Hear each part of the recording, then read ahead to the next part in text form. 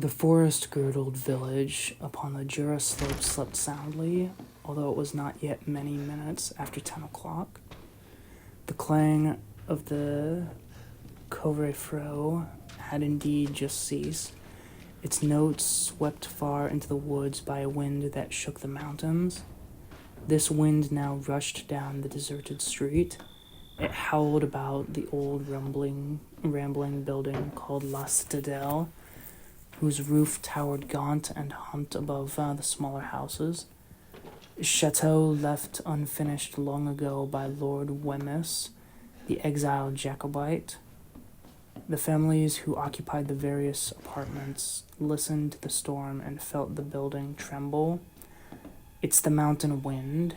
It will bring the snow," the mother said without looking up from her knitting. And how sad it sounds. But it was not the wind that brought sadness as we sat around the open fire of peat. It was the wind of memories. The lamplight slanted along the narrow room towards the table where breakfast things lay ready for the morning. The double windows were fastened, and at the far end stood a door ajar, and on the other side of it, the two elder children lay asleep in the big bed. But beside the window was a smaller unused bed that had been empty now a year, and tonight was the anniversary. And so the wind brought sadness and long thoughts. The little chap that used to lie there was already 12 months gone, far beyond the hole where the winds came from, as he called it. Yet it seemed only yesterday that I went to tell him a tuck-up story, to stroke Riquette, the old motherly cat that and laid a paw beside his pillow of clean beans, and to hear his funny little earnest whisper say, "Uncle, tu sais, j'ai pris pour Patavu." For La Citadelle had its unhappy ghost of Patavel, the usurer, who had hanged himself in the attic a century gone by, and was known to walk its dreary corridors in search of peace. And this wise Irish mother, calming the boy's fears with wisdom, had told him, "If you pray for Patavel, you'll save his soul and make him happy, and he'll only love you." And thereafter, this little imaginative boy had done so every night. With a passionate serious he did it. He had wonderful, delicate ways like that. In all our hearts he made his fairy nests of wonder in my own, and I know. He lay closer than any joy imaginable, with his big blue eyes, his queer soft questionings, and his splendid child's unselfishness. A sun-kissed flower of innocence that, had he lived, might have sweetened half the world. "Let's put more peat on," the mother said, as a handful of rain-like stones came flinging against the windows. "That must be hail." And she went on tiptoe to the inner room. "They're sleeping like tea puddings," she whispered, coming presently back. But it struck me she had taken longer than to notice merely that, and her face wore an odd expression that made me uncomfortable. I thought she was somehow just about to laugh or sigh. By the table a second she hesitated. I caught the flash of indecision as it passed. "And," she said suddenly, "it was a nickname stolen from my tuck-up stories. He had given me. I wonder how Riquette got in." She looked hard at me. "It wasn't you, was it? For we never let her come at night since he had gone. It was too poignant. The beastie always went cuddling and nestling into that empty bed. But this time it was not my doing, and I offered plausible explanations. But she's on the bed. Pan, would you be so kind?" She left the sentence unfinished, but I easily understood, for a lump had somehow risen in my own throat too. And I remembered now that she had come out from the inner room so quickly, with a kind of hurried rush almost. I put mere Riquette out into the corridor. A lamp stood on the chair outside the door of another occupant further down, and I urged her gently towards it. She turned and looked at me, straight up into my face, but Instead of going down as I suggested, she went slowly in the opposite direction. She stepped softly towards a door in the wall that led up broken stairs into the attics. There she sat down and waited, and so I left her and came back hastily to the peat fire and companionship. The wind rushed in behind me and slammed the door, and we talked then somewhat busily of cheerful things, of the children's future, the excellence of the cheap Swiss schools, of Christmas presents, skiing, snow, tobogganing.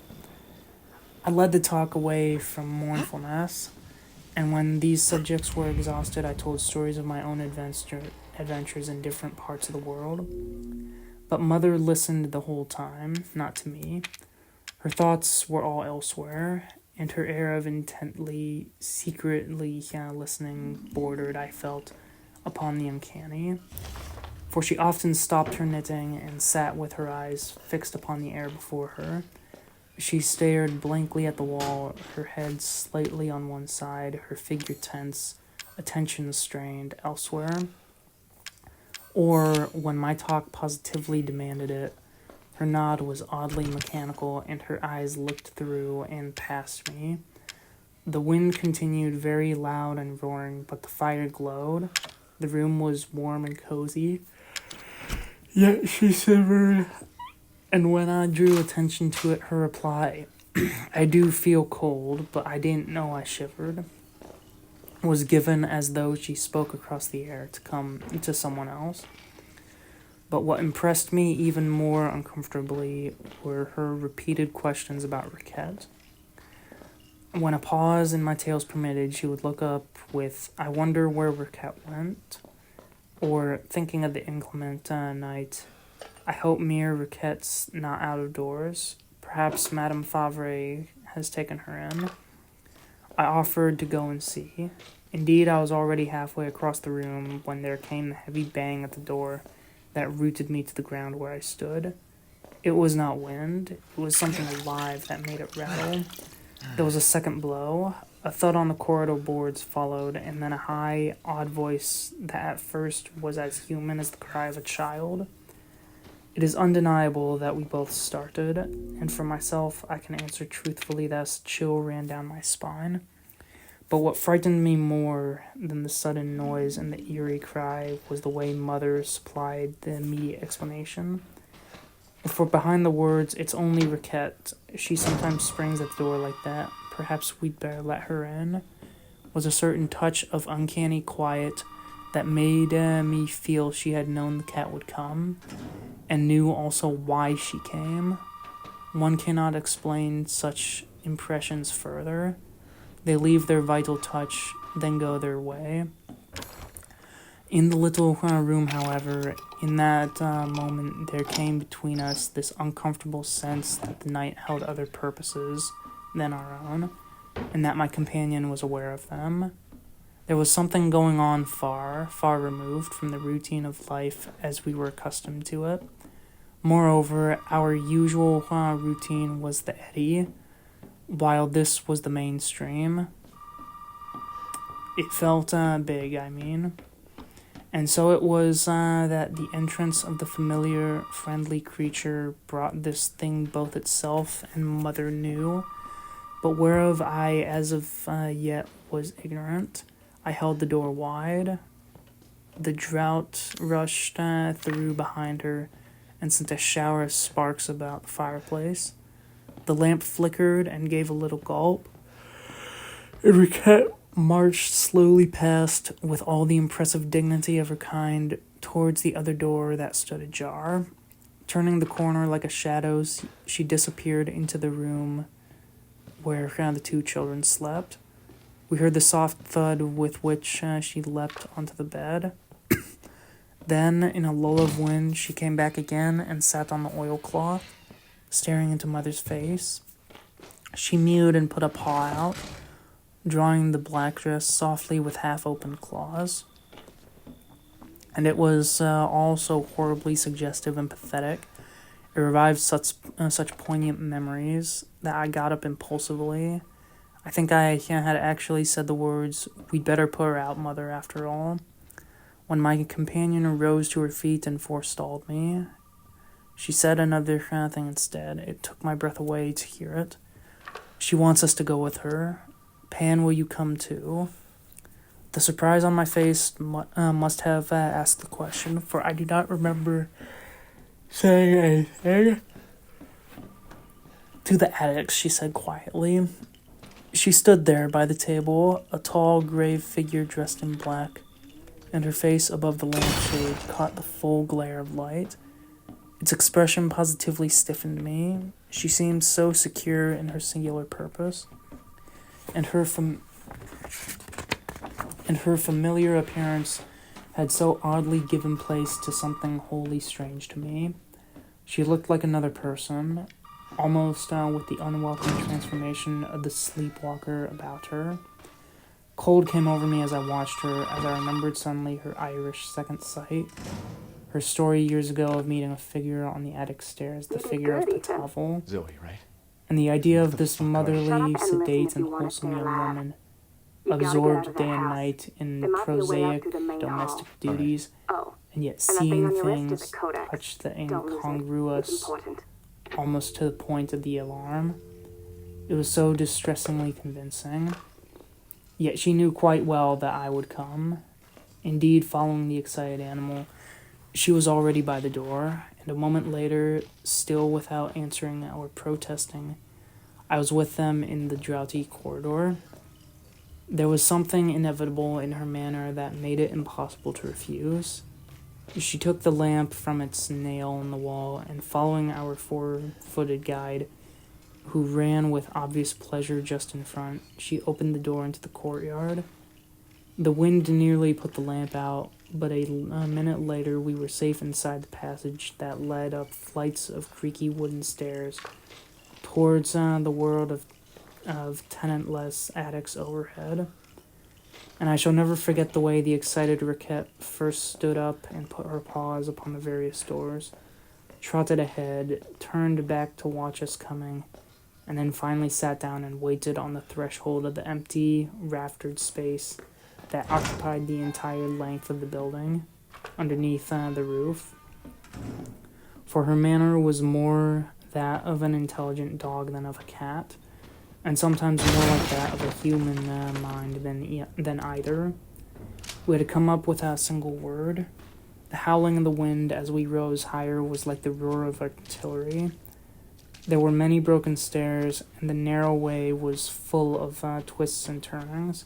It was a dreadful journey. I felt eyes watching us from all the yawning spaces of the darkness, and the noise of the room smothered footsteps everywhere. Troops of shadows kept us company, but it was on the threshold of this big chief attic when Mother stopped abruptly to put down the lamp. The real feat took a hold of me, for Riquette marched steadily forward into the middle of the dusty flooring, picking her way among the fallen tiles and mortar, as though she went towards someone. She purred loudly and uttered low cries of excited pleasure. Her tail went up into the air, and she lowered her head with the unmistakable intention of being stroked. Her lips opened and shut. Her green eyes smiled. She was being stroked. It was an unforgettable performance. I would rather have witnessed an execution or a murder than watch that mysterious creature twist and turn about in the way she did. Her magnified shadow was as large as a pony on the floor and rafters. I wanted to hide the whole thing by extinguishing the lamp, for even before the mysterious action began, I experienced the sudden rush of conviction that others besides ourselves were in this attic, and standing very close to us indeed.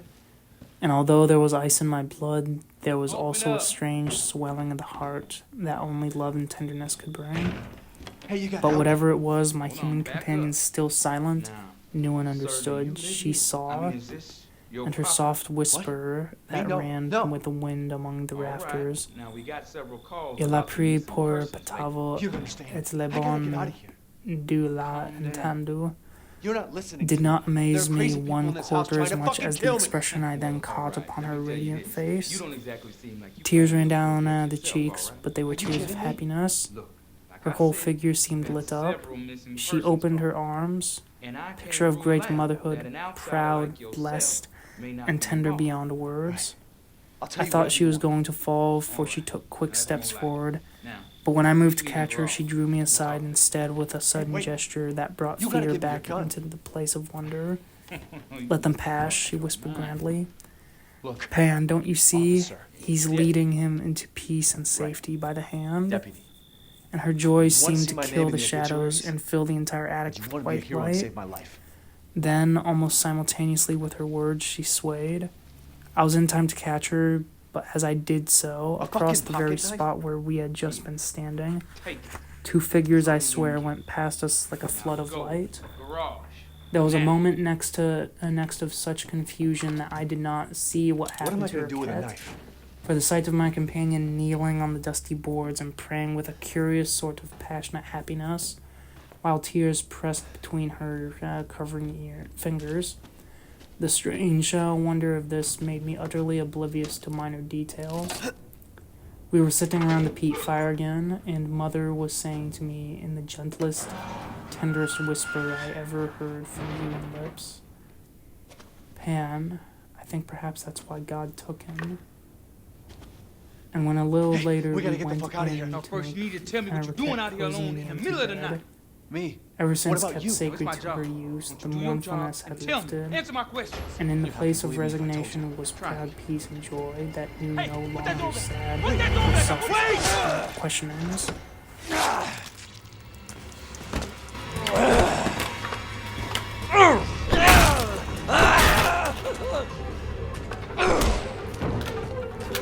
Fuck it! I'm gonna kill every one of you!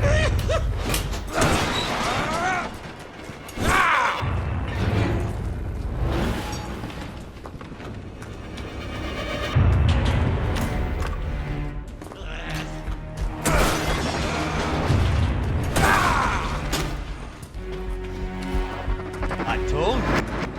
Don't you fuck with me!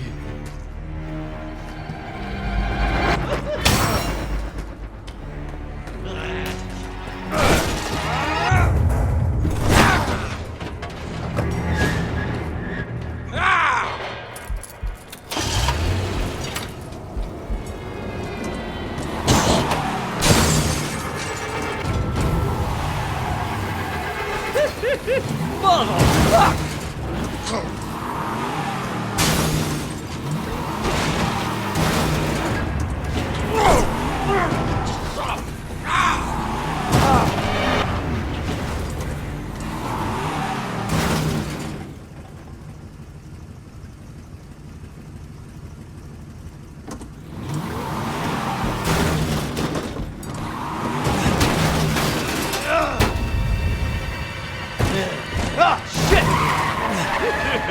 Nice car, Ethan! Fuck!